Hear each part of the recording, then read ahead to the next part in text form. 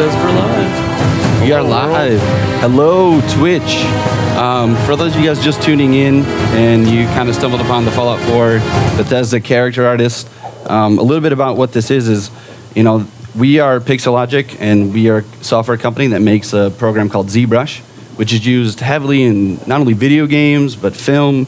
And this is a new thing for us where we're trying to kind of touch on and bridge the worlds of video gamers as well as game artists. So we're sitting with two amazing artists from Bethesda, Lucas Hardi and Dennis Mejillones. Yes. Got that right? Say hi, guys.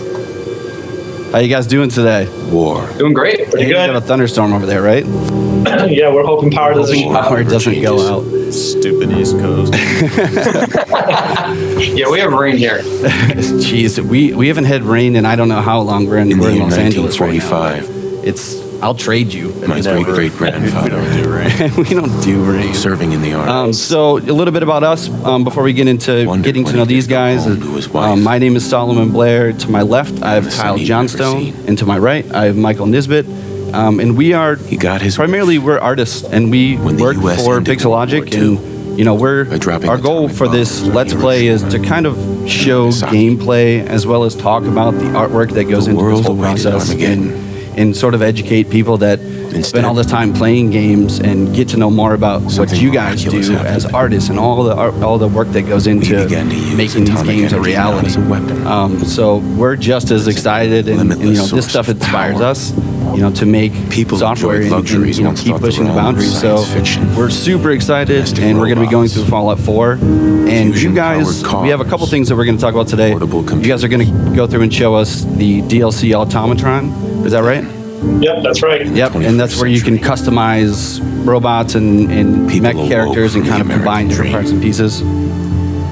That's right. Of consumption led to shortage. And also, I want to make a point too that all of this is leading up into. This is sort of a preview to what these two guys are going to be doing at an event that we have called the ZBrush Summit, which is a 3-day weekend where we have industry-leading artists that are working in not only video games but film and other industries, and they go through and do live stream presentations about their process, what movies they work on, what video games. And you guys are actually going to be all-stars at this event this year. You guys are doing workshops. You're competing in our second annual Sculpt-Off contest. And you guys are also doing a demo. And the theme is post-apocalyptic. You guys should take win. For those that don't know ZBrush and don't know the Summit, we've had this contest a few years now, actually, second annual for the Summit. But we have this big UFC-style belt for the winners, and we have two different. Because of laying on the pressure. I know. I'm getting more and more nervous. Yeah, I mean, I'm trying to kind of brush it away, but now I'm like, okay. I think you'll be competing against kids and you can beat them. We have students. I've seen some of those guys. They're some of them are my heroes. Dude, well, you know, there are heroes as well. I mean, we appreciate you guys, and you know, we are here to talk about games, but we're also here to talk about ZBrush and what we do and sort of how ZBrush is used to make the assets in these games. Fallout 4, for example. It's like we're in the character creation mode. So Michael is our resident Fallout 4 expert, and one thing that I do want to kind of want to go through and just ask you guys some general questions, get to know you guys a little bit more. You know, at the beginning of the game, as far as character customization goes, it's come a long way from the beginning of video games, and what you guys have done here with the character customization is amazing. ZBrush itself. Yeah, it's a lot of sort of what you do in ZBrush. So as far as what kind of goes into this process, what do you guys do as far as, are these assets sculpted inside of ZBrush? Do you use blend shapes to kind of create a expression or those kinds of things? Or is this an actual sculpting application built into the game? Well, basically it was inspired by ZBrush, definitely in many ways, and you know other character creators that we've seen out there that we thought were impressive at the time. And basically, you know, one of the things that we wanted to do is make sure that it felt intuitive, natural. So something that lends itself well to that is, you know, just basically going to a region, pulling it around, shaping it to the way you want your character to look. On top of that, we've done morph shapes for noses, eyes, mouths, ears to try to really get distinct shapes. On top of the actual morph shapes that we get out of that, we are blending a number of texture sets. So in ZBrush, we create a number of texture sets, put them in the program, and then blend across them with alpha maps and that whatnot. And you can actually blend them even as far as intensity. You can cross blend different texture sets together via the controls. So you're able to kind of take those different facets and make almost an infinite amount of combinations for a character. It's pretty amazing. And the only real thing that we want to try to overcome is just being able to create more and more assets, because we always want to give the fans more and more. But ZBrush really did speed up a lot of that. As the fans demand it. They must have it. So we have an image here of some of your sculpts. Yeah. Can you guys see the images we're showing? We got it. So that was the original guy. He's basically, I guess, the hero model, and the base player character is based on. And it's basically we took it and we had to we couldn't go too crazy with individual features, because we had to set it up in a way that the player could layer that on. Mm-hmm. So we were in a position where we were trying to make it have character, but we couldn't give it too much character, because then we take that away from the player. Right, because you're sort of designing these things in a neutral state where the player can go in and create those levels of breaking that up. Exactly. So that's incredible. I pick him anyway. For the non-ZBrush people watching and anybody tuning in, as far as kind of what it goes into this is a lot of, the details that are happening on the surface. I'm assuming you guys are using a combination of different skin detailing brushes that you kind of go through and layer on these high detailed, high resolution textures. Yeah, we've used some pore brushes or made some pore brushes. We used actually a lot of the stuff that came with default with ZBrush, the skin type brushes and the different pore sets. I mean, that stuff was incredibly useful right out of the box. So most of the stuff I used was stuff that actually was already in. That's amazing. It's good to hear. Dennis, we had people on ZBrush Central asking if those were photographs the other day. It's coming down to that. I mean, it's with the way that processing power goes, and we can start going up in higher levels of geometry, dividing higher and higher. You can't even tell anymore. It's good. It's pretty incredible. Even what we see, coming from other people too. It's just astonishing, and it's truly a test. And the fact that you can iterate on this stuff so quickly. We would go there via layers or via morph targets. We would create shapes for noses, eyes, or whatever. And if we didn't like it, it was easy. Just flip back and forth, or blend with the morph brush. You blend a little aspect of one part of the sculpture you like with another version of the sculpture you like, because you have all these different things that you can now blend together. It's so powerful. At some point, are you guys using sculpting in layers, doing layer passes and different levels of skin detail? Absolutely, yeah. We had the base model, then we would have tweaks that came down the pipe, on proportions that would come from above. So we put those on layers in case it didn't really work out. Sometimes we did layers for different morph targets, like morph looks, more like nose types, eye types, to see what would work and what wouldn't. And we didn't want to commit to anything. And layers allows us to put stuff in there without committing to anything, or if we put in like pores and whatnot. One of the things that happens is you may put in pores and they look good in ZBrush, but they don't really necessarily come in as strongly in the game. So then you got to exaggerate them or dial them back. It's really easy to do that with layers and adjusting to sliders on there. Right.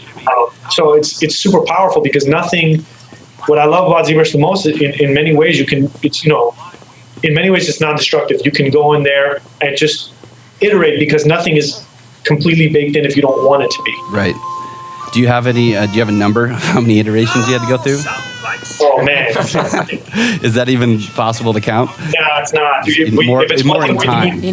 it's one thing we do in here a lot, it's iterate. We iterate a lot, because the technology changes. We work as the technology evolves, and we can get to do new things as things happen, or we discover that we have more power now. We have more resources available to us. So absolutely.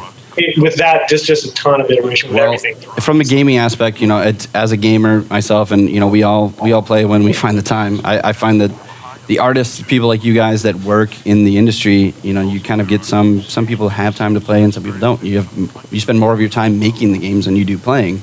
But as far as gameplay goes and true storytelling now, and you're starting right off the bat with the most important thing is giving the player customization to make it to make it more immersive for that person. Then I'm glad you caught up with me. And you know, when I played, I haven't had the opportunity to play Fallout 4 as much, but I was insane for Fallout 3, and I spent years, you know, playing that game and covering every nook and cranny. But that's, you know, I would turn the lights off and I would, you know, like play some music, and or I'd turn the Pip-Boy music on and just like hold the joystick down and walk in a direction, you know.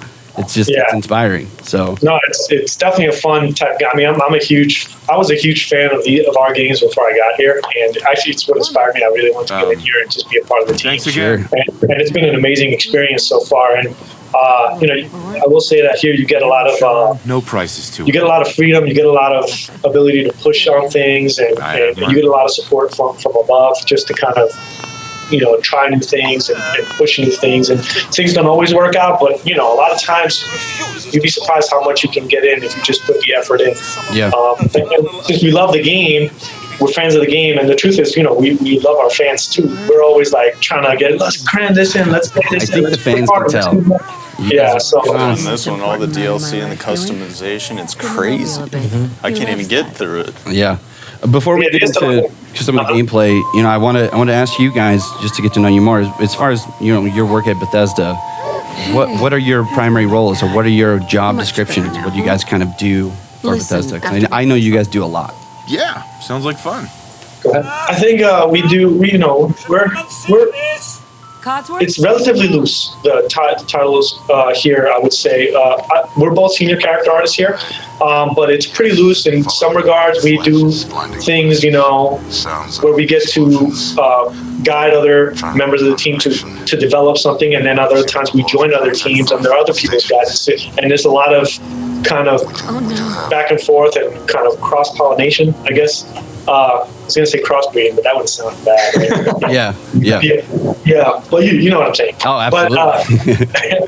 But so even though we're senior character artists, like we get to push on, you know, rendering tech. We get to push on character creation tech. Like we actually design it.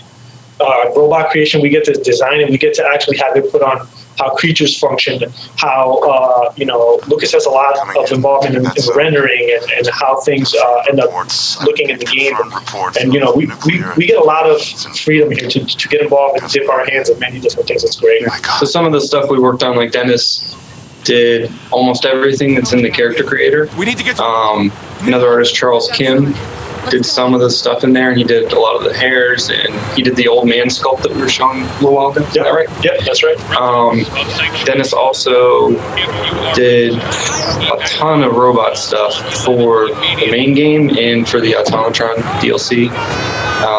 Any other big ticket items on this?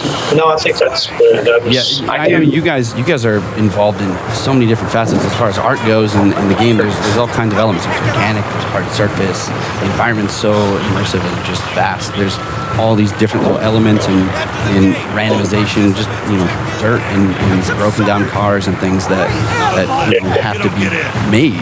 And you guys are kind of spreading all that amongst yourselves. Speaking of hard surface, yeah, so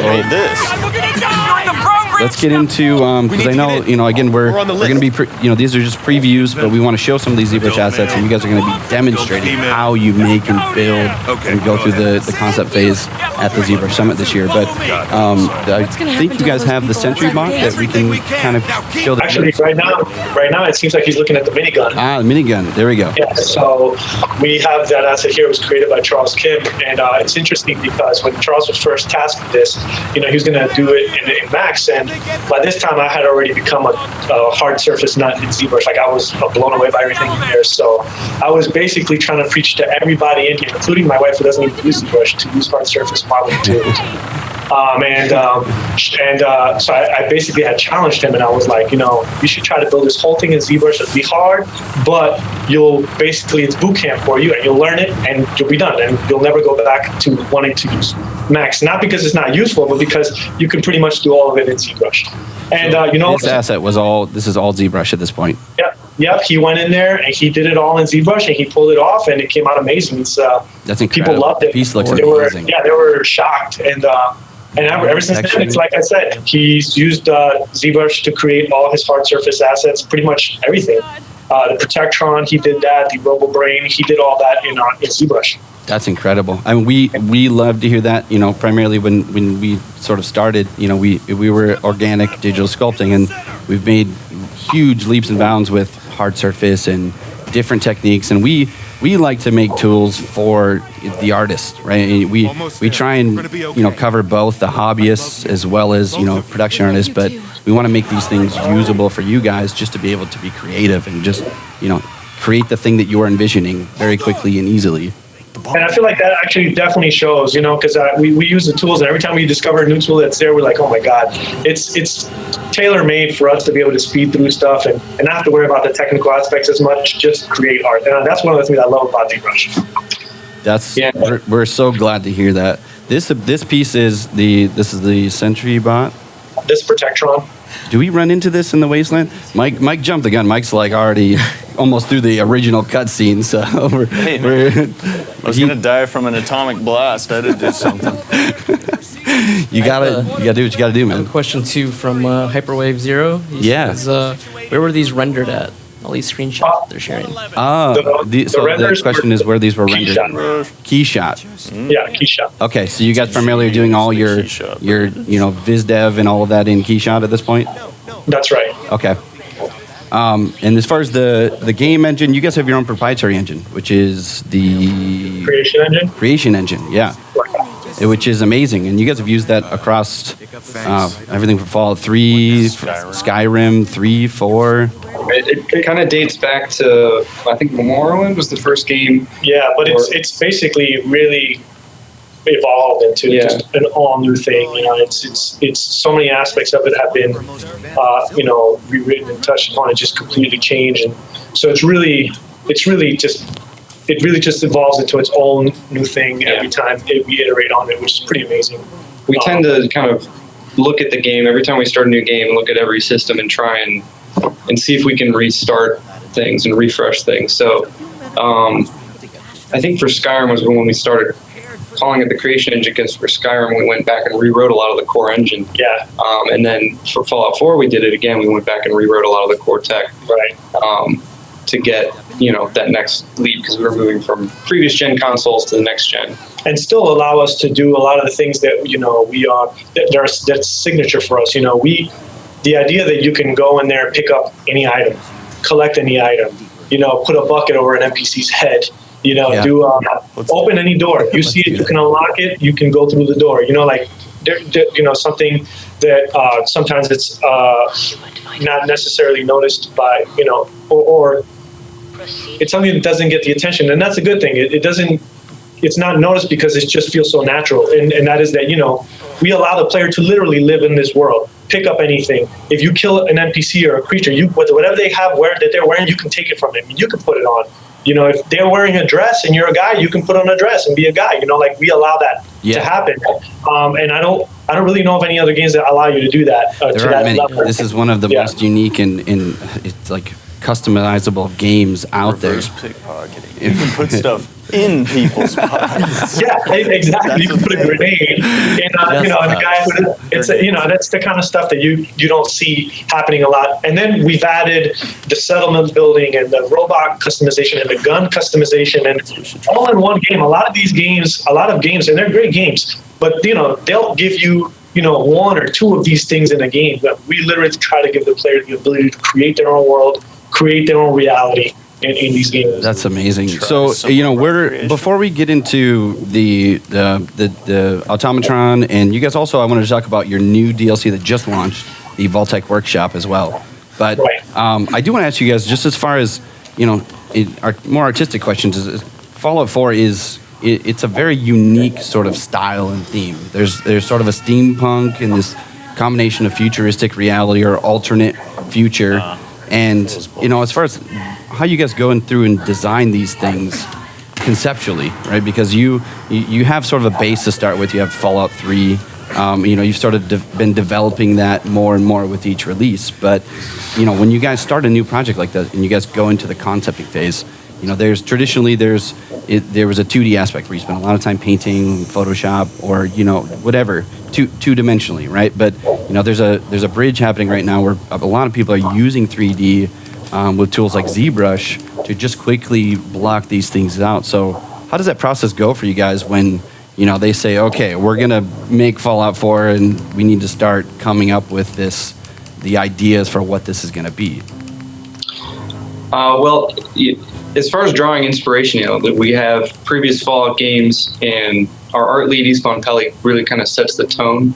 For Fallout 4, we took a different kind of look at the art style. Fallout 3 was sort of more dark and gritty, and Fallout 4, we brought more sort of hope into the world, more color. Like maybe the Commonwealth is starting to come back to life. As far as the concepting process, we have a team of concept artists here.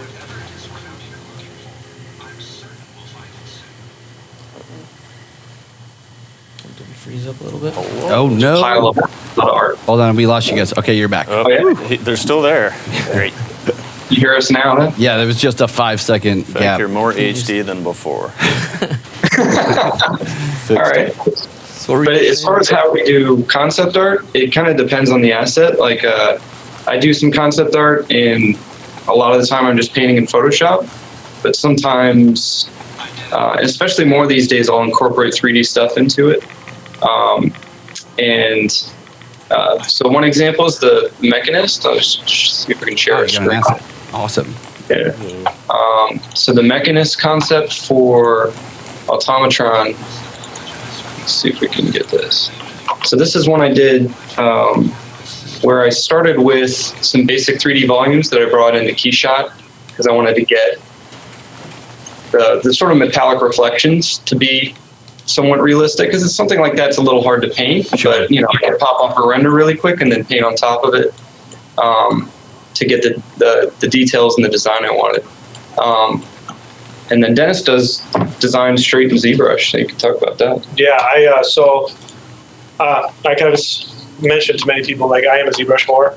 So I try to stay as much as possible. But generally, the only asset I bring in from Max is a box, just so that I make sure my orientation and my space, relative to a character or whatever, I'm in the right ballpark. But I will basically just take a Z-sphere and I will basically sketch the shit out of it with the slash tool and the clay tubes brushes. And what I do is I make a rough overall. My first thing is to make just like the silhouette, make sure that feels good. Then I'll go a rough sketching on the actual mechanical parts on it, almost like a pencil sketch, using the slash tool to kind of carve out what I want out of it. And then what I'll do is when I'm happy with it, I'll actually start taking chunks of that sketch and creating the real asset on top of that. And then I'll just kind of delete from the sketch that asset, and then I'll move into the next part of the sketch and do the same thing there, if that makes any sense. Yeah, absolutely. So you're essentially you're drawing in 3D, you're laying these foundations, you're just giving yourself guidelines by sculpting these lines in, and then you go through and define these things. And this piece is incredible. And do you find that it's a little bit it's faster for you to do it that way, more natural? Absolutely. The other nice thing about it is that I can very quickly decimate this thing down, just drop it into the engine and see just what does the vibe feel like, a lot of times that helps me go back into ZBrush and say, okay, this works in ZBrush, but this may not work in the engine at the FOV that we're playing at, stuff like that. So it really gives me a chance to go back and forth quite a bit. And if you look in this piece, the other thing it allows me to do is I can build on top of this guy, and basically I can show you over here. If I pull out a little bit, I can just focus on the different elements of it. So this is just the interior with all the different mechanical aspects of the robot. We wanted the robots to... It's kind of scary. Yeah, so actually it's funny because we wanted the robot to have a certain vibe when the armor was on it, and then we wanted it to have, all of them to have a different vibe when the armor was off. Very terrifying. If you imagine Arnold Schwarzenegger, you know, when he had his flesh, yeah, he was a scary, big-looking guy. But when he went to endoskeleton, like, it was terrifying. It was terrifying, absolutely. Right. So we wanted that with all the robots, even Handy or Protectron, which kind of look.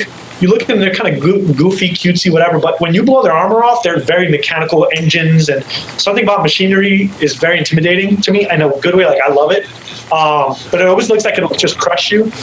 And the other thing we did to play that along is gameplay-wise, we made it so that as the robots took damage and got destroyed and their armor was blown off, they actually got even more dangerous. They were able to fire faster. They would move faster. They would become more and more dangerous to the player. So to fit the look. And then we were also able to layer on for like Automatron, the different armor types. So you have the standard military.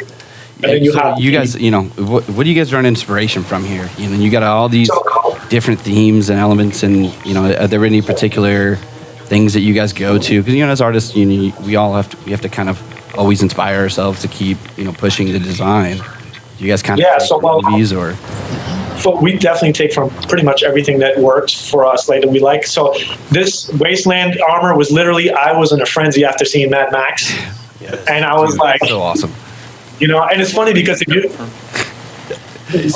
I mean, it's very similar. But this guy right here, if you look at his front plows down here, you know, I looked at the plow for the War Rig, and I was like, I took a bunch of cues from it because I just love the look of it. So it's like that plow split in half kind of a deal, you know? Yeah. And then just try to carry out. There's just so many sharp edges and things that could kill you. Can we make? No, I wanted it to be like, even if you got a little cut from this guy, you're gonna get an infection and die. So Mike, we should get into this. So the Automatron DLC, Mike's been going through, walking around. You have this, and all these assets that you have up in ZBrush is one of these designs that you can actually go through and build. Is that correct? In this DLC? I'm sorry, what was that? Sentry Bot. This Sentry Bot with this robot workshop in Automatron. Oh, yes. Here. Can you guys, I need to make sure that I give you guys the screen. You guys, I have a question from one of the viewers. Oh, we got a chat question. Throw that out there. From Pixelfire93. He says, is there a specific weapon artist, or does the character artist handle all the weapons? So, Dane Olds did most of the weapons in Fallout 4. Ben Carnow did some more, and then other people picked up a weapon here or there. But Dane does a lot of weapons. Dane is a weapon enthusiast. He did a lot of weapons in Skyrim too. Yeah, he's hardcore. He knows his stuff. Yeah, he's really into them. does. He's into knowing how to use them. So he's not a guy to mess with, but no, he's a great guy. He really focuses and takes that and just goes with it as far as he can. The weapons are amazing in this game. There's just so many variations and like crazy like combinations of things I wouldn't even think of. Yeah, especially all the pipe pistols and all the like Raider, like there they are. Yeah. Yeah, the improvised weapons.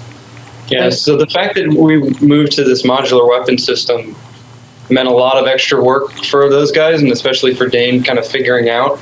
Mechanically, you kind of have to make this stuff function together. And he did some amazing work. Ben Carnow did this set. This is the plasma set. This is all ZBrush stuff and rendered in KeyShot. This is all created by, you said it was Dane? Dane. This set's by Ben Carnow. And the pipe gun set Dane did. Now with ZBrush, you know, we've introduced more recently in the last few years insert mesh brushes and brushes where you can have a whole library of mechanical parts and pieces. Do you guys ever kind of go through and concept out using some of those features? Absolutely. I'd use that all the time. Because I could see you have all these parts and pieces, these assets, and you maybe want to use that later in the design process, and you know, putting that in the brush, you can just kind of go through the library and say, oh, this looks good here, or remove that and put something else in. Absolutely. I know that whenever I see anybody's cool assets in here and they're mechanical, like I hound them until they give me the parts so I can mechanical them.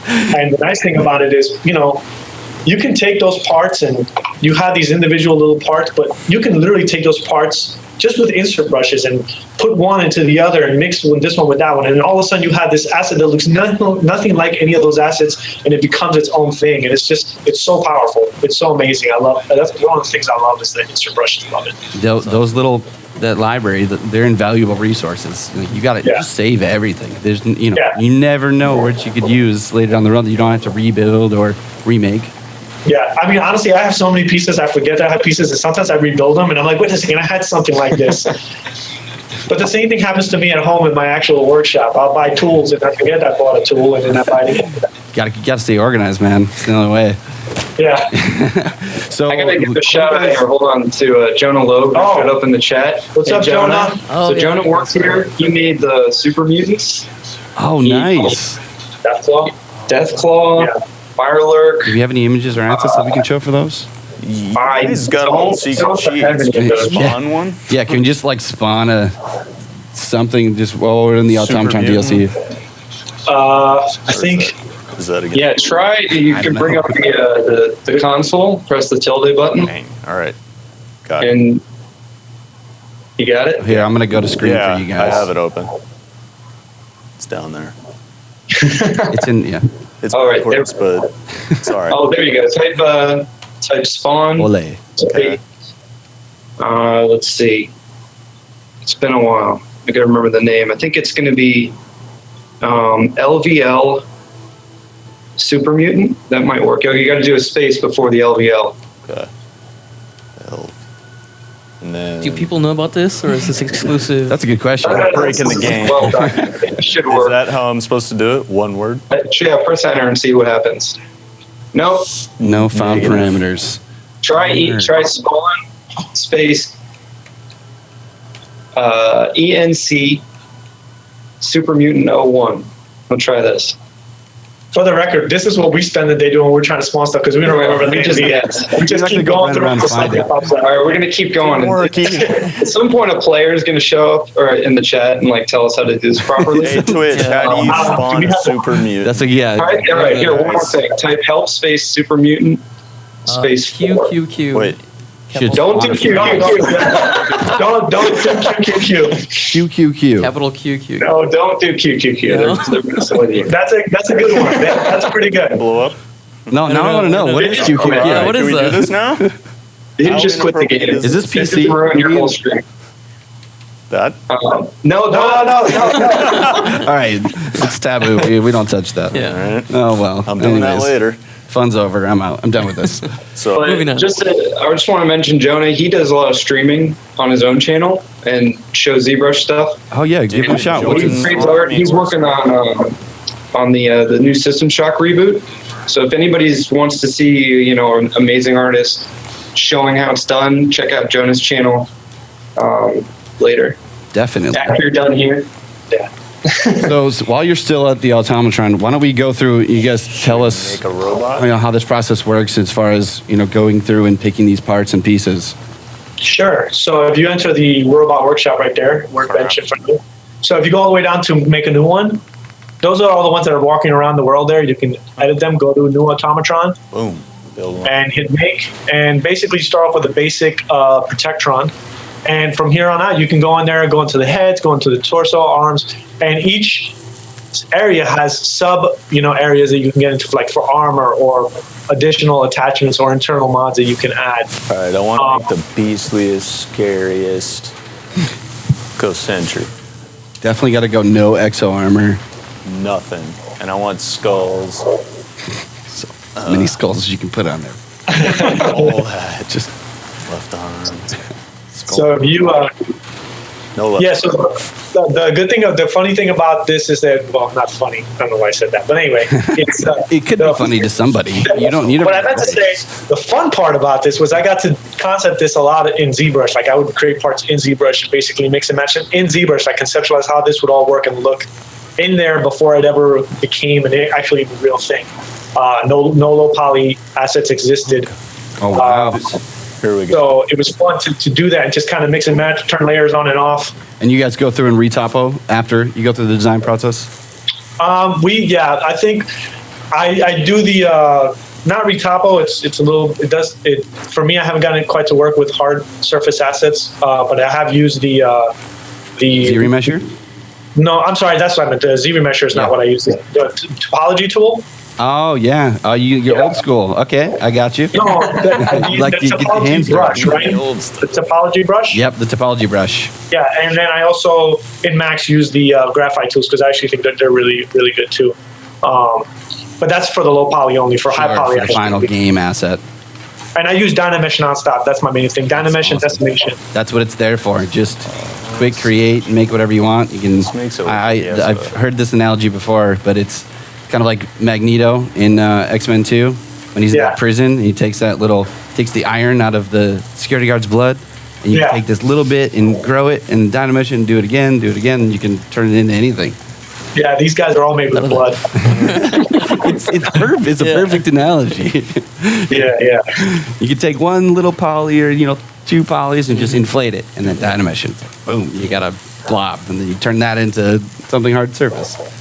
Oh wait. Here So let me ask you this. Because you have sort of torso, arms, head, different bases. Mechanically, when you're going through and designing in ZBrush, do you sort of build a base joint that you can plug these things in, or is it all just kind of plug and play? I do try to stick to some kind of like socket joint in there that I'm like, okay, this is going to be kind of not generic, but I guess a standard. Then I know all arms will basically fit into these slots, and I make sure that it's consistent across all torsos, for example, or the legs or the waist. But other than that, the rest of the stuff, the rest of the arm, like each arm is different from the other as far as where the pivot points sit and all that stuff. And that's one really nice thing about our robot creation system. It's pretty robust. You can change the skeleton and actually build a skeleton. Right. It's actually building the skeleton in the game. None of this is pre-built as far as the animation skeleton for it. It's pretty awesome. That's incredible. Do you guys? I always wonder, as far as when you have a series of games, you have 4, right? Do you guys, when you guys go through and you're making these things, do you start with the base? Do you take some assets from Fallout 3, or are you guys kind of just starting from scratch? Creating something new each time. Well, we definitely start from scratch, but we want to reference everything from before. So the Mechanist is an example of that. That's a character from Fallout 3. It's a pretty goofy design. Like the new one's kind of goofy, but you kind of reimagine it. And Dennis did a lot of that, like SentryBot, Mr. Handy here. And we should probably show your print here. Yeah. Oh, you guys have a print here. Yeah, so oh my gosh, that thing is beautiful. Is that on a wheel? Oh snap! That's so basically, if you, we basically 3D printed. This was created in ZBrush from the actual game model. And if you look inside, it sits on this stand that can actually lights up and glows and everything. It's like a lamp. But the other nice thing is that all these components are held on by magnets. Oh, so you can take these parts out. So you can take all the armor pieces off. That's cool. And basically have. So it's like the legit game model. Yeah, pretty much. And he's articulate like the game. He can move his his arms around, kind of give you a vibe for the hello. I have a question from one of the viewers, from Oscar Blanco Designer. He says, is that Mr. Handy on their desk a unique prop, or is that retail? I would love to see it, maybe 3D printed. It is a unique prop. It is I 3D printed it at home. I make all sorts. I have problems. So basically, I don't sleep, and I sleep maybe 2-3 hours a night, and then I basically I feel like I'm like the Tyler Durden but the nerd version, and basically I just love having these assets. That's one thing I love going from ZBrush to seeing it. You get excited to ZBrush, and all of a sudden you take that model, you put it out into your 3D printer, and you have the thing. You have it here. Being 3D artists and sculptors, and I've been doing it for so long, and when 3D printers became feasible for us, it changes everything as an artist. You spend all this time making this thing on the screen, but when you can actually take a ZBrush sculpt on a model like this and print it out and hold it, and then go through and articulate it, even it's the greatest reward, I think, as a modeler and a sculptor. Absolutely. And I've actually printed 3 of these guys. This one here was a gift to Todd because he's a good friend of mine, and I wanted to give him something special. And then I 3D printed. Gift. Yeah, it is. He loves it, but I printed a smaller one and I gave that to my other friend Jeremy. I'm very giving. I'm a fool. I don't have any of these for myself. Can we be friends? Yeah, right. Hang it up more. But you know, it's funny. Like I obsess. So if it's not good enough, I'm like, I need to make it better. So I printed a 3rd one, which is better than Todd's, and that was for me. But I haven't finished painting it because it literally is so many hours and so much work to do all of this stuff. I also have a protector on that I 3D printed, and I want to print a big, like same size as this guy, Sentry Bot. That's incredible. So you rapid prototype this thing out? How many parts? Oh man, It looks pretty dense. yeah, probably close to 100 parts. Every single joint is articulate. And you combine all of these yourself in your dungeon at home or your garage? Yeah, pretty much. I mean, just to show you the level of articulation, just in the shoulder, he rotates like this, Incredible. rotates like that, and then rotates like that. I mean, it's all 3 joints of articulation, and that's that's throughout. So, and then not to mention I made it so you can all snap together. But it was a lot of work. But one of the things that I did in ZBrush, for example, to get this guy to become actually articulate, is I had created insert tools of all the sockets. So I could go to a part, kind of clean it up a little bit, but actually insert like the female and male sockets, so I can actually make this thing work and snap into each other. And you just have a library of different kinds of sockets and mechanical. That's exactly it. Yep. That's perfect. Yeah, I mean, insert brushes. That's the magic. If anybody, if there's ZBrush people out there, insert brushes. I did the same thing. Actually, this guy is driven with magnets, and what I did is I created insert brushes of the magnets, the exact size, so that I can, subtract them out or add them in, and I know exactly the proportions and the size that it would be in there. Right. So it's really useful stuff. It's a beautiful piece. It's incredible. We were just saying you could probably sell that. I don't know what the what the IP is going on over there, but dude, that thing could go for. I'd pay $1,000. Or maybe like on my left leg. I don't. I've gotten a number of the developers in here keep begging me to make one of them. I'm like, do you understand what this does to my life? It's like a nuclear bomb. Even if it was an official Bethesda product that you sold, I think so many people out there. Yeah, make somebody else make it. Just Well, we are making those power armors. Yeah. So, and they're really, those are super high quality, made by 3.0, look amazing, Yeah. So you guys should check those out because those are limited edition, and the quality on those things, they are, I've seen them, they are amazing. I've ordered some myself. There's people in here who have ordered 2 because they're excited about it. Like, it's really, if you guys get a chance, take a look at those and you won't be disappointed. Totally, we will. I know you guys were kind of just touching on a lot of the sort of thought process that goes into all these things and the tools, but, again, for anybody that's just tuning in, we are talking about Fallout 4, but also we're sort of previewing what you guys are going to go into detail for at the ZBrush Summit, and, you guys have workshops, which fortunately are sold out, but the demonstrations are going to be very informative as far as how you guys go through. And what kind of assets are you going to be showing there, by the way? We'll be showing some more robot stuff that we haven't shown here. We're going to show, I'll touch a little bit for my part, on some of the techniques that I use to create the robots, basically from conceptualizing to finishing a part anyway. And I'll also touch a little bit on some of the joint stuff for like 3D printed Mr. Handy. That's amazing. That stuff it goes a long way, for people that are just, becoming interested in sculpting and modeling, or, even veterans, that's those things, especially with 3D printing and as it's growing, I think a lot of people aren't quite still savvy to the potential, but, just looking at what I'm looking at on my screen right now, this is incredible. Something like this that you can make on your own with just a few tools and a pretty affordable printer. Yeah, no, it's a lot of time. Well, I guess that's a part of everything. It's definitely something that I was with my other friend, my friend Jeremy. He the one who got the smaller Mr. Handy. He's one of our animators here. He did all the gunplay stuff, and he we literally, when I first got the 3D printer, we would literally sit in front of the 3D printer and watch it print for hours and talk about how amazing it was and how happy we were to live in this. It just did another layer. Yeah, no, it literally would take hours for a layer. We kind of did the same thing when we first got our MakerBot, and then we have Moonray, and But we would sit in front of it and just we did the same thing. We'll be done in a minute now. have philosophical conversations about what it could be or what we can make. And then And 40 hours later, we're like, print this is error. amazing. It's like watching paint dry. I think it's worse. It's just like me. Let's talk about this game we just loaded up. Mike's gone even further now. I got lost in the conversation. I Where could only run are around in you circles for so long.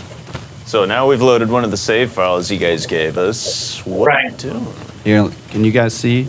Yep. Okay. So you're basically in the Rust Devil headquarters, and you're in there, as part of your mission. And if you walk forward, and you walk up, those are just scary skeleton robots.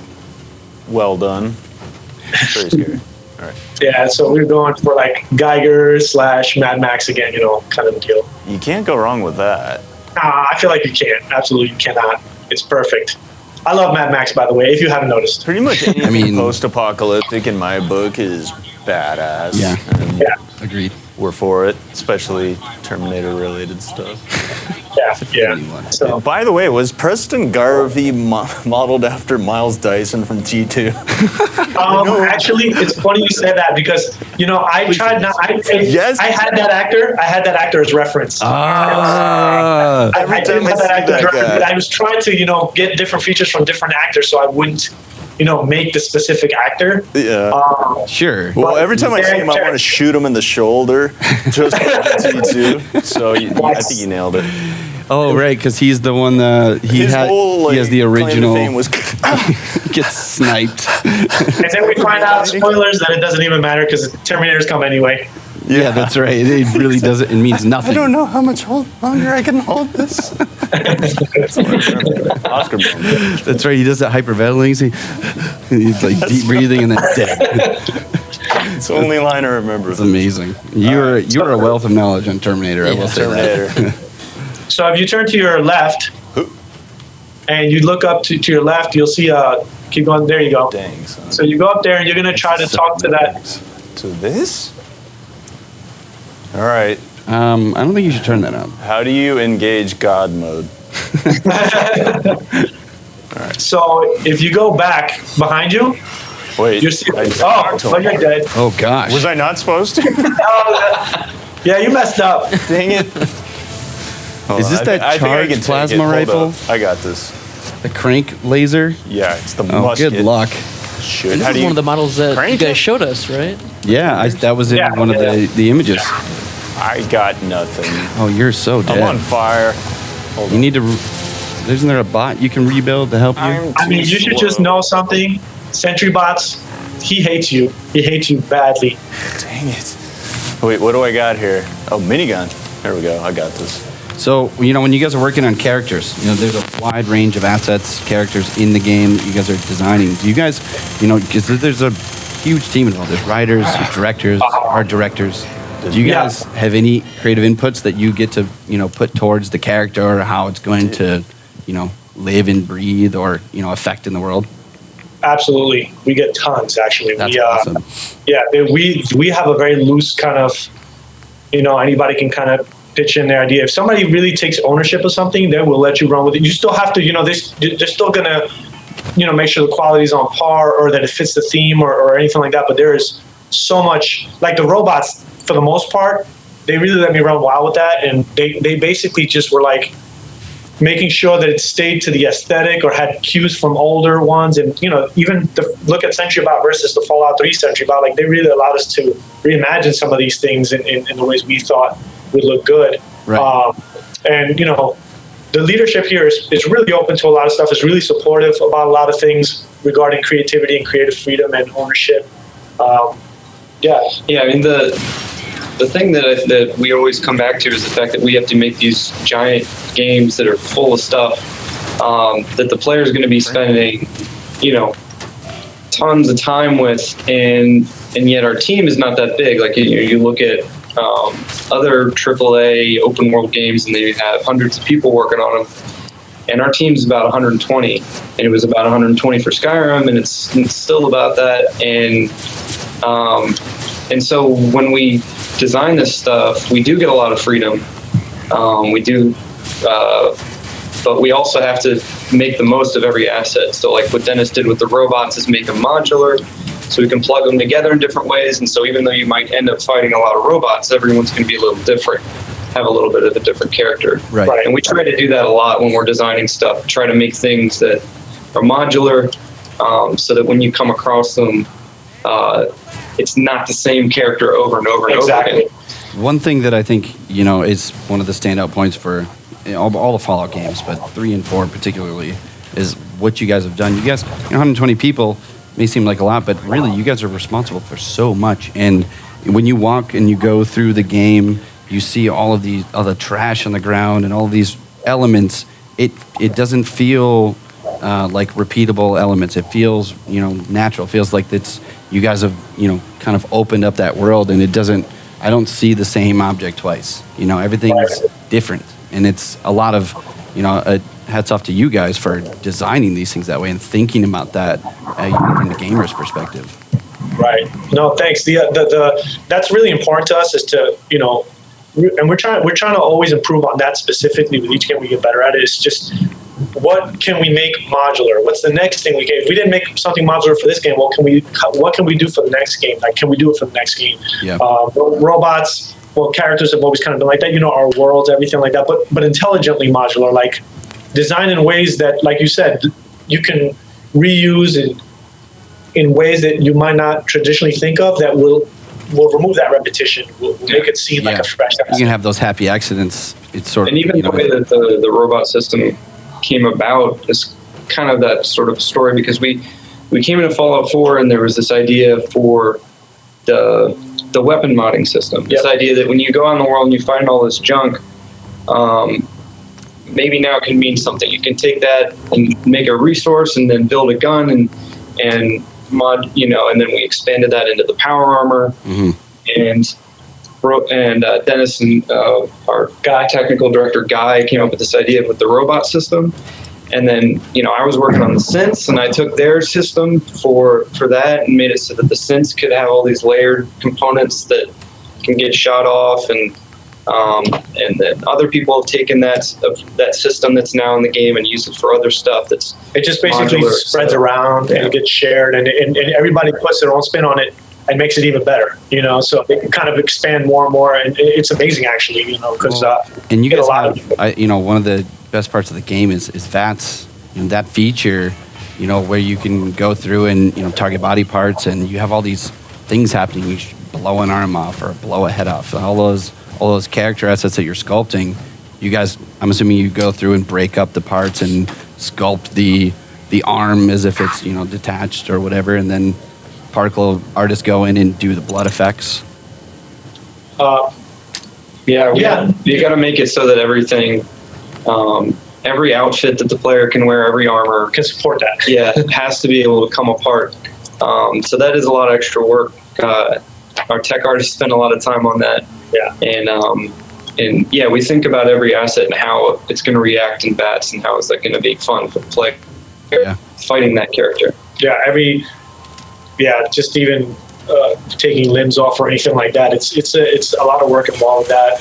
Every single robot is destructible to every level. Like every single robot part is destructible. You put on this armor, it's destructible, and there's hundreds of robot parts, and each one has levels of destruction. The outfits, same thing. And on top of that, the outfits have to be able to go across female and male. So there's a lot of stuff in there that sometimes can be. People may not realize just the amount of work that goes into it. It can get pretty dark sometimes too for our effects artists when they have to look for a reference for that kind of stuff. Yeah, exactly. They have to go to a special place in their mind and so that they don't come out scarred for life. Basically, go into Google and turn off the settings so that it doesn't filter anything out. Just deal with the repercussions of that.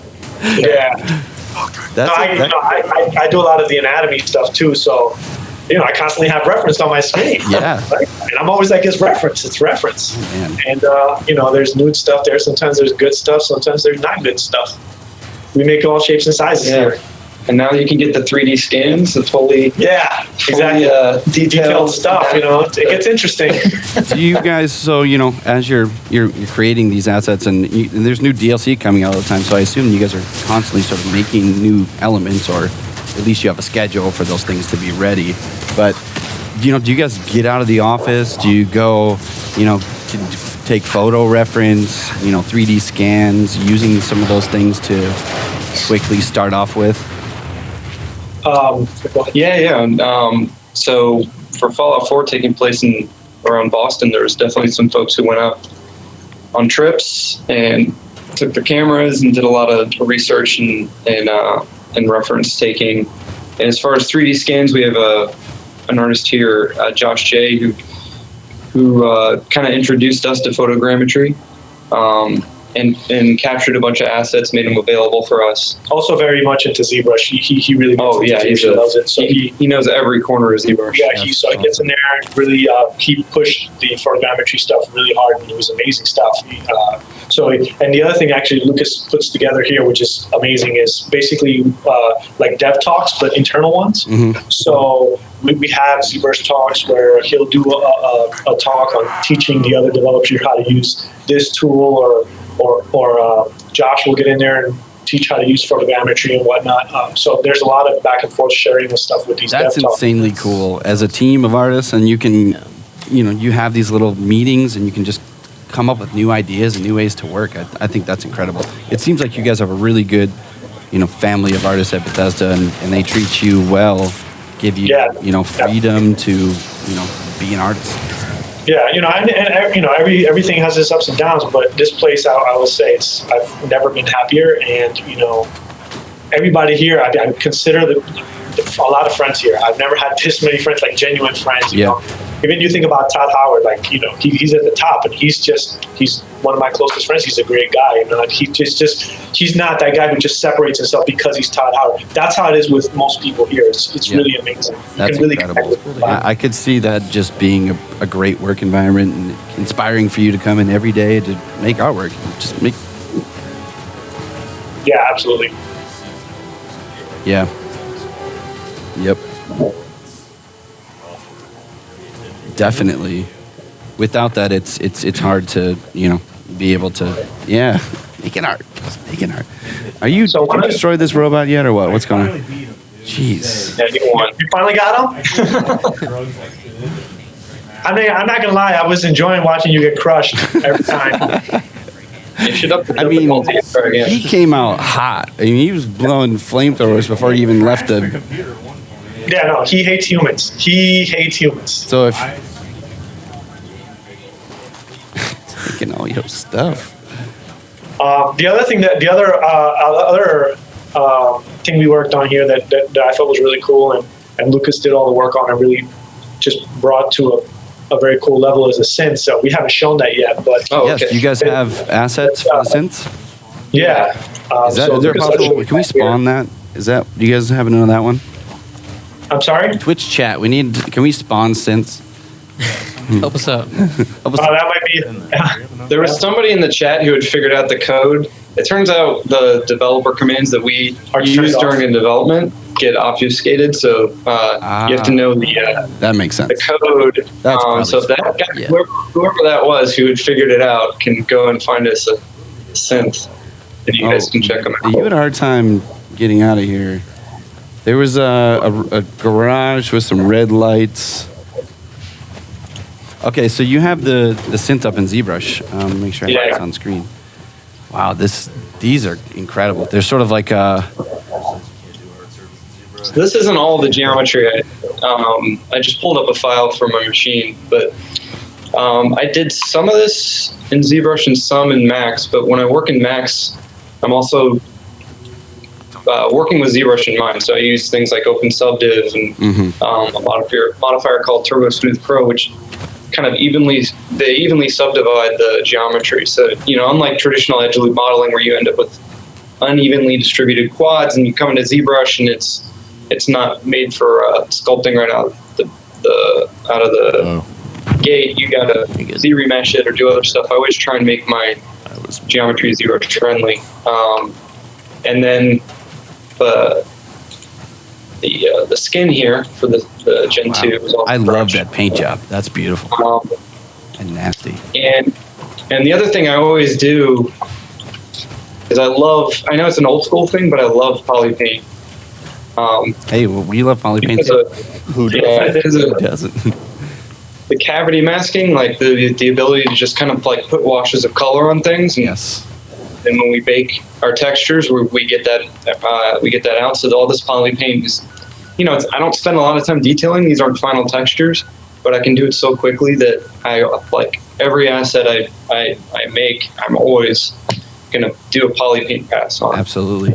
Yeah, when I teach ZBrush, when poly painting, if you put the level of detail with the sculpture, you carve in the lines, mask by cavity, mask by peaks and valleys, it goes so far being able to layer your paint like this very quickly.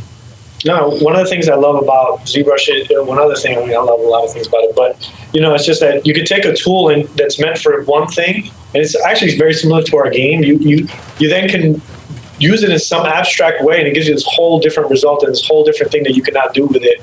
And I love that aspect of it, and I love seeing other videos of people who have figured out a way to use the ZBrush tool in a certain way that it wasn't necessarily meant for. Yes. And you're just like, oh, this is amazing, I think that's one thing that we pride ourselves on is, there's so many different ways you can do something in ZBrush when it comes to modeling, and an artist can develop their own methods and own sort of tweaks and workflows that work for them. And, whatever, you're naturally inclined to use, you can kind of choose.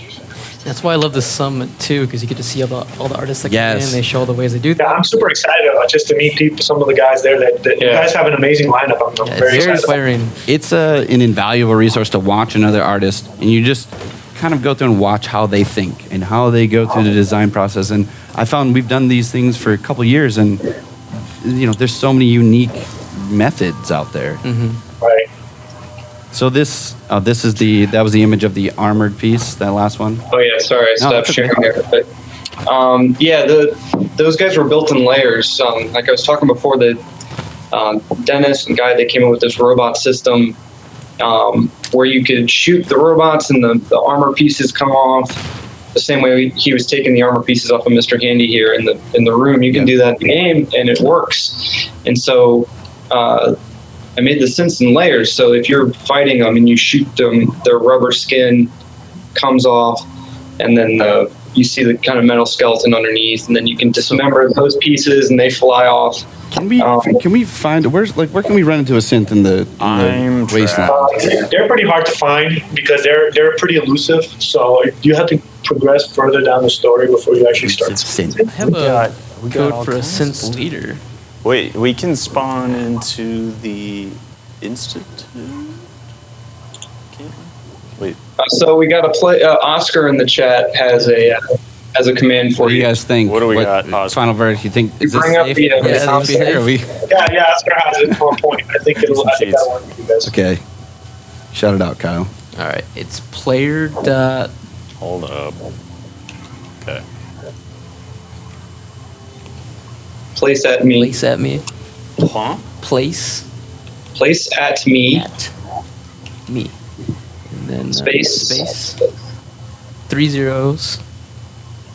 75342 space. I'm so nervous. 1. Memorize this Twitch guy? What is this? All right. Thanks, Oscar. Here we Like go. one number wrong. I'm going to hit Fire alert. enter. I better not see something crazy. All right, you're in trouble. Wait, no. Hold on. Let me do that again. I had... Space at the beginning. Okay. Oh no, you got something. I had... Yeah, just close the tilde, the console, and you'll see it. Now turn around. Synth leader? Ah! He's hostile. I don't want that. It's a setup. This is the trap. Wait, no. He's took the fight. He's got it. Oh, okay. Handle Get it. up and close I'm here, gonna son. smack him. Let's see if we can visualize some of these. Threw a grenade. Grenade in the trash bin. So I don't know what level you are, but the the amount of stuff they have on him is based on what level you are. So when you create him, the game checks and sees, if you're high level, they'll come in with armor, and then there's 3 levels of armor. There's light, medium, and heavy, and he might have different pieces on different parts of his body. So that way So you're not overwhelmed with the interaction with this thing. Let's take a good look at this. Yeah. You should be able to shoot him, and his arms and legs start coming off. Yeah, that's what I want to see. All right, let's. So he's already lost one of his legs. Not using the rocket launcher.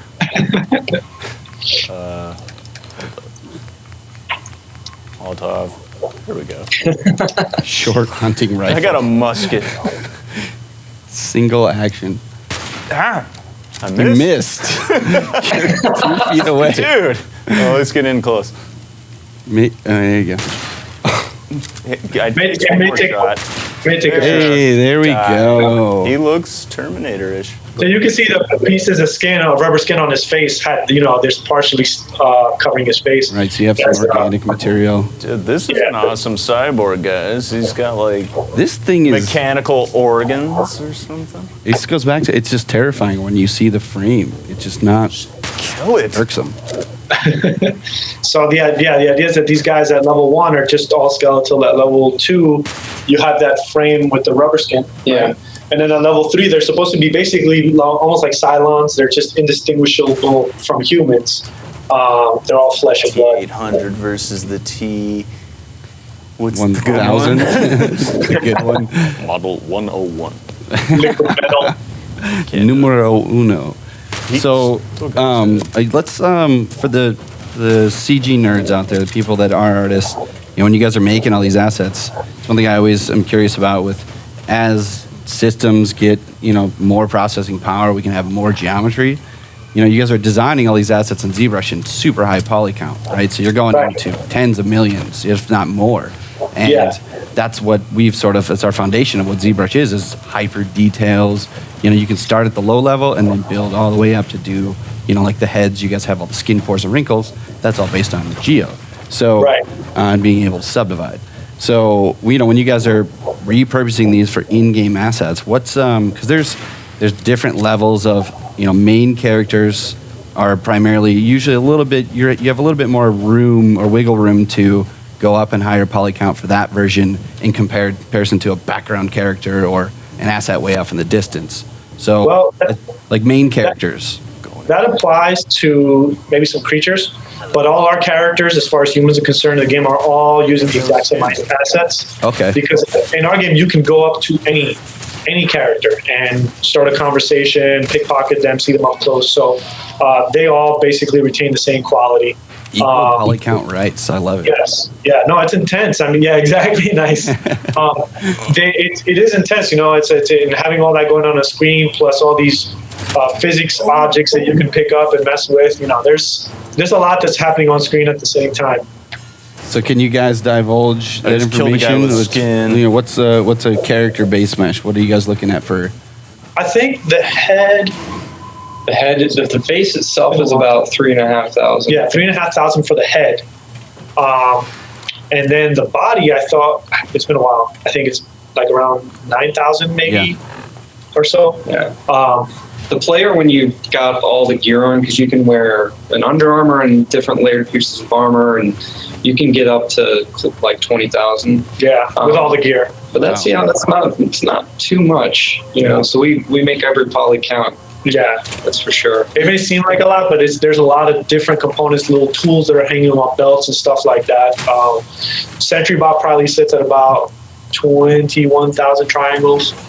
And we say triangles, that's polys, it's triangles for triangles. us. So it really depends. And then we have creatures that are like, 6,000, 7,000. It really depends on that. As far as creatures are concerned, that does depend on whether it's close to a hero asset or not, Right. And I would imagine that it changes. I mean, as far as mechanical goes, you guys kind of take, because in the CG world, you can have edge loops or you can do creases, right? And you can use creases to cut down on your counts, keep things more manageable. That's right. Okay. I mean, it's just a testament to your creation engine as well, because Fallout 4, it's virtually limitless, as far as how far you can travel, and there's so many things. So, the fact that you're able to get this look and feel in a expansive world like this is insane. It's incredible. Thanks. Just wanted to answer Oscar real quick. He asked about working with mechanical versus 3D. 3D came first, and as far as mechanical, like I've always built stuff out of cardboard boxes and kind of cannibalizing RC cars and stuff like that. So I have made stuff before I did 3D in that regard, but the 3D really allowed me to, reimagine, especially when ZBrush came along, like really just imagine how things would function in there. And then I would go and started to learn about 3D printing and tooling and milling work and all that kind of stuff. Right. Mike, did you get out of here Get yet? out of this room. You guys help him. I'm not kidding. Direct this guy. He's trapped in here for 20 Oh, okay. So if you want to get out, just go. Yeah, go where you're going. Up the Do it stairs? straight. No, not the stairs. Jump down. Yep. Go through that door. Okay. Left and up that ramp. And now you're dead. Psych. No, I'm just joking. No, I Go up the didn't. stairs. Manhandled some sense. Go up the stairs there, and you'll end up at your exit. There we go. This is hell. Dude, I could not. There you go. Robotic hell. I want to Welcome. make sure we've covered all of the assets. We've got synths. She showed us the heads, sentry bots. There's. I want to shoot a raider in the face. Just- You can't play a Fallout game and not shoot a raider in the face. That's true. needs to happen. Where are we? If you run in any direction, you'll probably run into a raider. That will shoot you in the face. Yeah. So do you Should I guys? turn up the hardness and maybe more of them will come? Oh man, that'd be fun. Go to yeah. Wait, I still have the musket. We need something good. There you go. Missile How about a launcher. fat man? So, Twitch Nation, how do you spawn a fat man? Oh, yeah. Not sure. Not with this setup.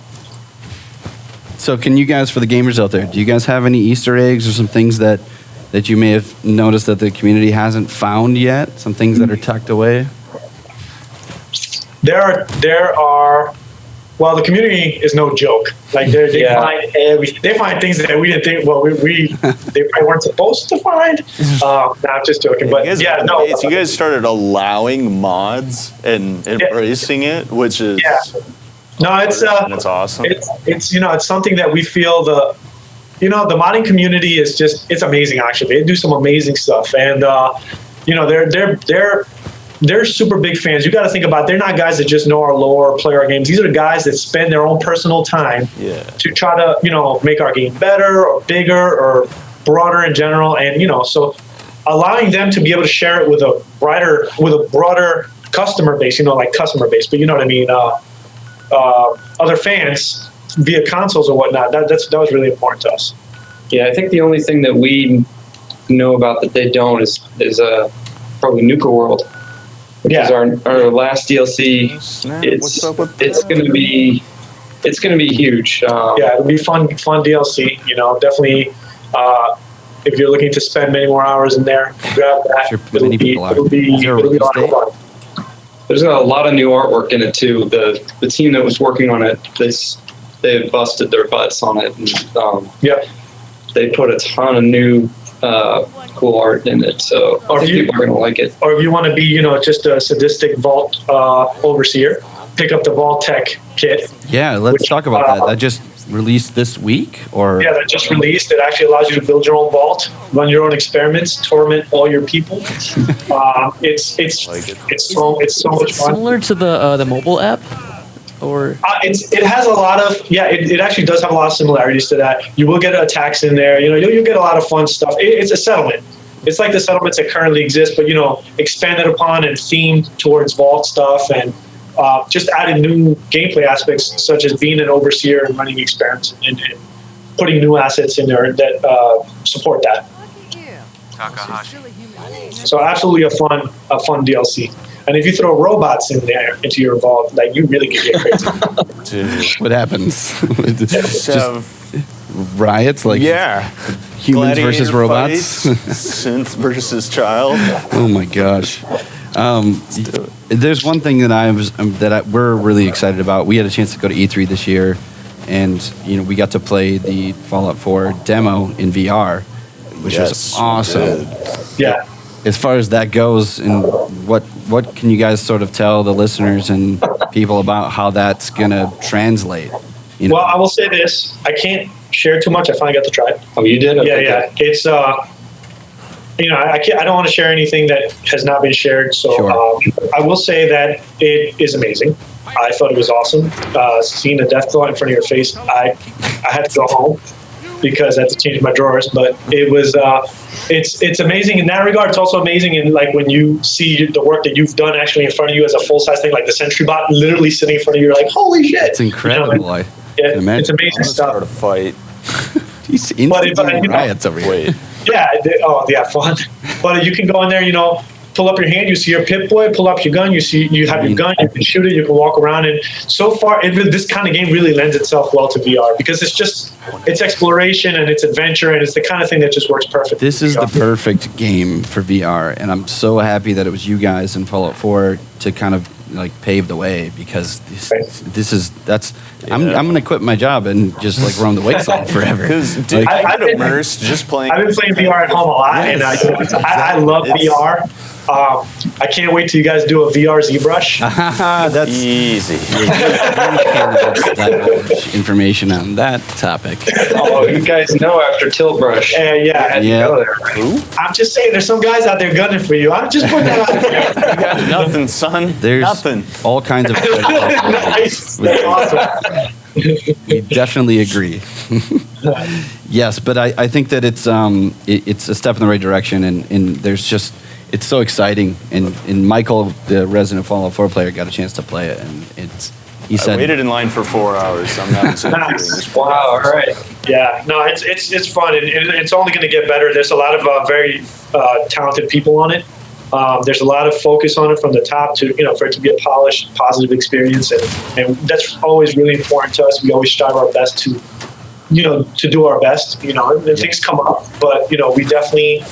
We put it all out there on the field. We don't leave anything behind, So when things don't necessarily work out, it's not because we didn't really put our absolute effort into it, Sure. But that being said, the VR stuff is really looking great. It's coming along really nicely. And that's coming late 27. Is there a date? I don't know. I don't know. I can't. Loose date. I don't know. I can't comment on that because I don't know, and I probably should. Just go with that. We'll just go with that. I don't know. I don't know. No comment. It can actually run it. We don't comment on rumors and speculation. Not just No comment. Can neither confirm or deny.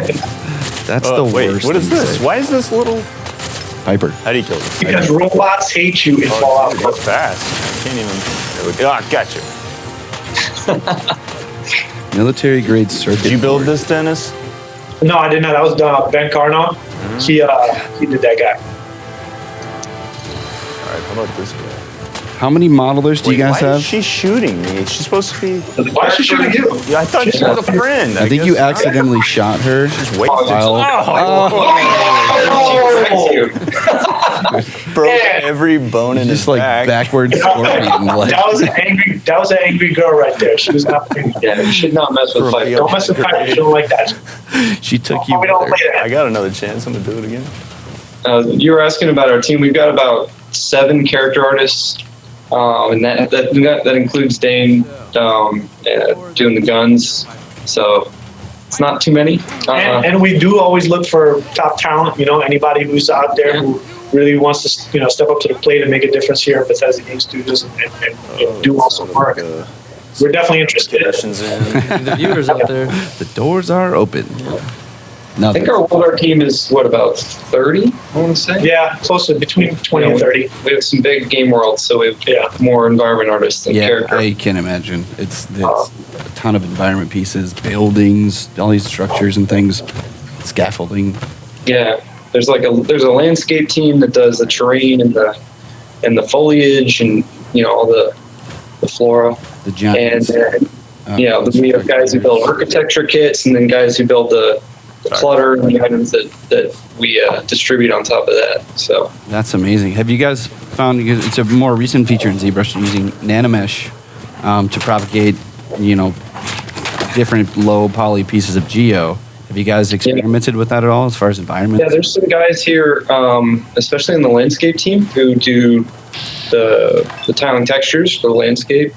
And they've got a workflow, which I have not learned yet, where you can scatter pebbles and rocks and things across the surface, and then they do it in such a way that it's going to tile perfectly so that they can bake that to a single texture set and get a really nice 3D surface. Yeah, we have our own Pixologic's own Joseph Drust has a tutorial on Z Classroom about that.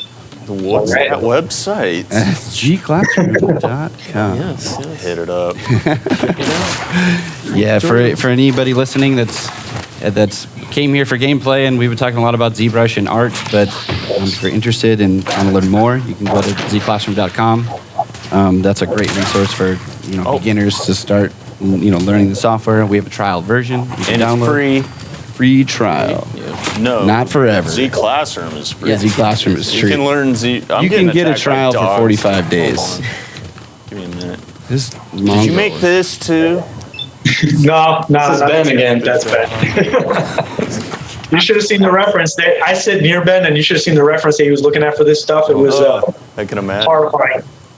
Yeah, this looks. But I think he really captured it, and I'm like, okay. It's very Resident Sarah Evil. McLachlan commercial to get the reference for a diseased dog. While playing the Sarah McLachlan Not song. to make that funny.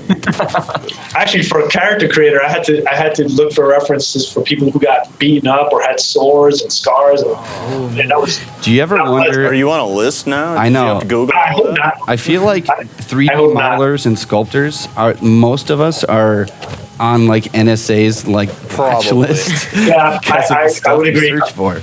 Scarred. It's definitely a possibility. I'm always like, man, is IT gonna flag me? All right, if I point my gun at this guy, is he gonna get mad? He's Nah, they're from the wasteland. They're used to getting guns pointed at I them. was empty. Oh, you're trying to go up? He knew I it haven't was seen empty. it yet, bro.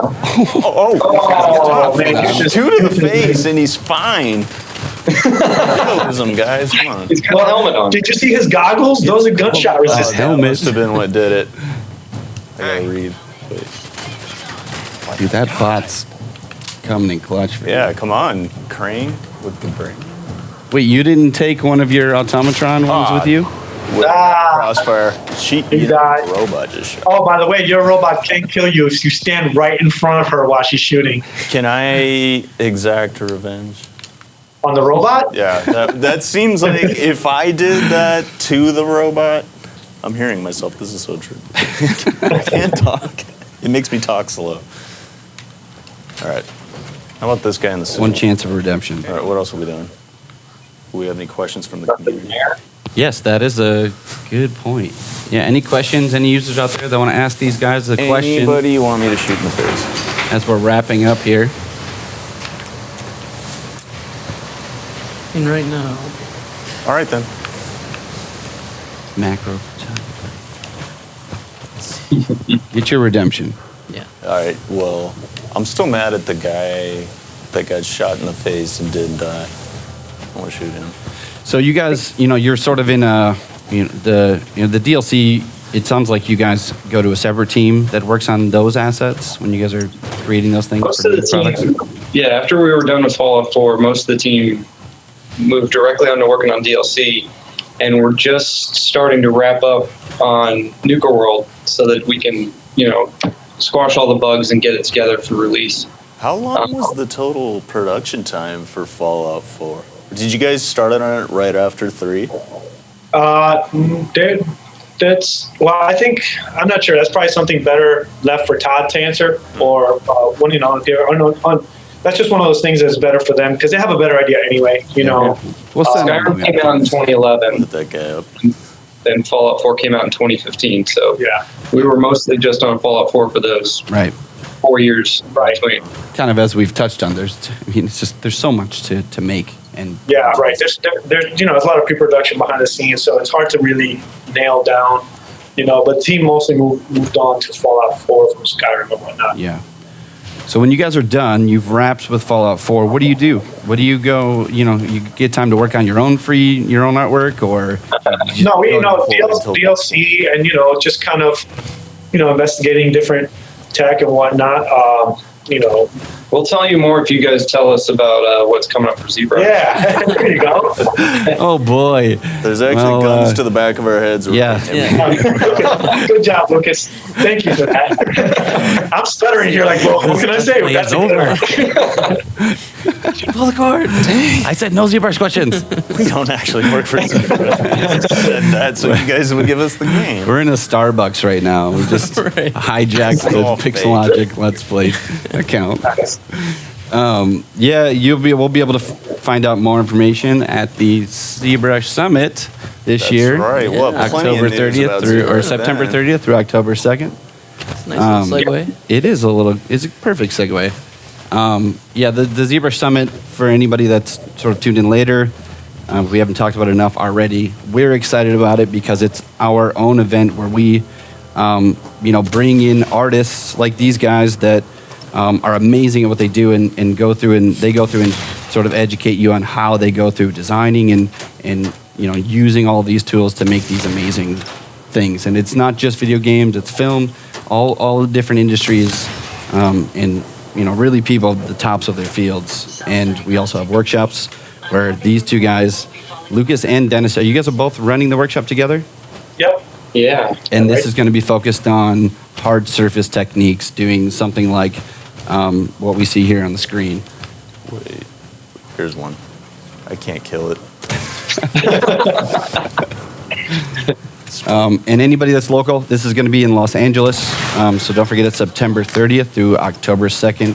Check out summit.pixologic.com and you can get more information. There's a few seats left in some other workshops. Yep. Unfortunately, or fortunately, your guys' has been sold out for a while. First one to sell rightfully out. so. Yeah, you guys are, from what I understand, you're going to be showing something new, nothing that we've shown today. So that will be fresh content and some really exciting stuff. Yeah. No, I'm excited about it. I got bubble guts, I'm not going to lie, but it's exciting. We're excited to meet you guys in person. Yeah, it'll be fun. Yeah. Same here. I'm super excited to meet you guys. One thing I'll say is I'm actually a big fan of what you guys do with ZBrush and all that, and I think a lot of us here are. And we're very grateful, for the amount of work and the support you put forth to the artists. It shows in the way you support your software and whatnot. Thank you so much. And even these events like the summit and the free videos and the education, which I use all the time. By the way, I'm always on the learning part of the ZBrush of the Pixologic website. So it's such a huge resource. It's great. Yeah, we are genuinely excited to be there. Mostly because of the lineup of people you guys have put together. I can't wait to see some of their talks. And this is going to be a great year. It's really impressive what you guys do. Yeah, and all the artists are walking around in the summit, so it's a great networking opportunity. Exactly. To meet the people that make the stuff that you watch and play. Yep. Yeah, excellent. It is definitely. I can't wait to get drunk with you guys. Well, there will be an after party, I believe Saturday. Yeah, I think so. So we can make that happen. Yep. And, Awesome. But no, we appreciate that, and I know there's a ton. I mean, the three of us, and I forgot to mention Kingsley Wong, or did I mention Kingsley? Kingsley's in the studio, manning the ship right now. Behind the manning the ship. scenes. But the four of us are just small part of this company, and there's a lot of people working really hard right now to bring some good stuff at the summit. So we're excited, and I think it's going to be the best summit yet out of the two. So Yeah, awesome. I also wanted to quickly just say thank you to the people in the chat for tuning in, and Definitely. the fans, for our fans, because honestly, I'm always grateful for them because I feel like I have an amazing job, and they're the reason that I have an amazing job. And I'm very happy doing what I do. So I'm very grateful for the fans and you guys and the people in the chat and everybody tuning in. absolutely, And you do have some fans. I don't know if you've been paying attention to ZBC. Lucas, you should join up. Yeah, it's on my to-do list, man. I'm gonna. for those people out there, again, that aren't ZBrush centric, if you go to ZBrushCentral.com, you can see there's a community of all kinds of hobbyists, ZBrush artists, and professionals like these guys that post their work. And there's a sharing community, We have a top row where we, as a company, sort of, put the best work up so you can kind of visualize, the types of things you can make. Whether it's just designing something, you just want to make a sculpture or a paint, or, work in a video game industry like, a game like Fallout. It's pretty much endless. So that's a good place to go. And for you guys, thanks so much. We'll be seeing you in a couple months. Yep. Lastly, before we head out, do you guys have any social sites that you guys want to plug? Twitter, Instagram, ArtStation? I have ArtStation. It's, I think it's Visions, ArtStation Visions, VSIONS. And then my Twitter is Visions also. Visions1, actually. Visions is number 1. But incorrectly spelled. Incorrectly spelled because can we type that out? V5. Yeah, it was done back in the day when I thought it was cool to misspell stuff. People still think it's cool, apparently. No, I hope so. Yeah, I'm check it out. What about you? Hardi on Twitter, and it's HARDI, and then lucas.hardy.org is my site. And I will get an ArtStation too someday, just like I'll be on ZBrush Central. Yeah, exactly. You better. Check them out. Everybody check them out. These guys are amazing artists. You can watch more of them at the summit. September 30th through October 2nd. We're going to sign out. Thanks, guys. Watch out for that thunderstorm. Yeah. All right, guys. Thank you. Yeah, Thank you. Bye-bye. Again, see you, everybody. Bye-bye.